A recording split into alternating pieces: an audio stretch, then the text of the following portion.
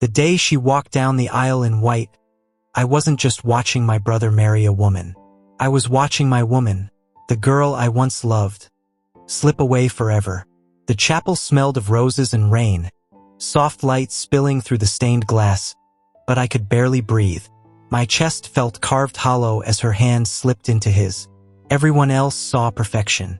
I saw betrayal dressed in silk. No one knew our secret. Not my brother, not our family, not the world. They didn't know that before she ever whispered vows to him. She had whispered them to me. Under the stars, in the dark, with her fingers tangled in mine, she swore she couldn't breathe without me. I believed her, but promises have a way of shattering. She left me with one brutal truth. Your brother can give me the life you can't. Those words cracked something inside me that never healed. And yet, as I sat there in silence, every step she took down that aisle tore me open again. My brother smiled, radiant, certain he was the luckiest man alive. He had no idea the woman walking toward him had already been mine. Her smile was flawless, sculpted for the crowd, but her eyes betrayed her, because in that sea of faces, she found me. Just one glance, that was all it took. A glance that stretched too long, heavy with 1,000 unspoken memories. My pulse slammed against my ribs. She hadn't forgotten. When the priest declared them husband and wife, my brother leaned down to kiss her, and everyone cheered. But her eyes opened during that kiss, and they were locked on mine. I should have looked away. I should have let her go. But my fists clenched, nails biting into my palms, because I knew what those eyes meant. She wasn't his, not completely.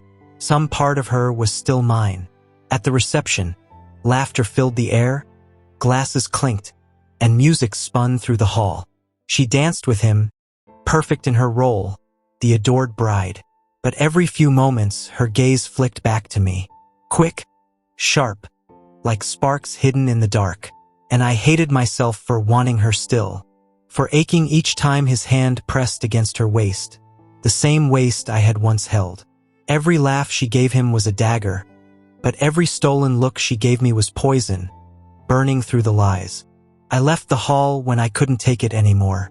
The storm outside welcomed me with open arms, rain soaking through my suit, lightning splitting the sky.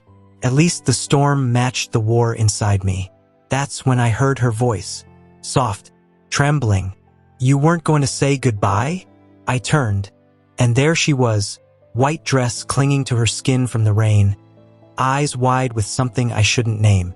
You shouldn't be here, I rasped, fists clenched at my sides. You're my brother's wife. Her lip trembled. She stepped closer. And you're the mistake I never stopped loving. The words hit me harder than the thunder rolling above us. My breath caught, heat and fury tangling in my chest. I should have walked away. I should have shoved her back into the hall and locked that door forever. But I didn't move. Couldn't. Her hand hovered near mine, fingers trembling. Lightning flashed, carving her face into sharp shadows, desperate and broken. Tell me you don't still feel it, she whispered, and I couldn't. God help me, I couldn't. Thunder roared. My heart lurched forward, one step closer to the edge I swore I'd never cross again. Stay tuned for part 2.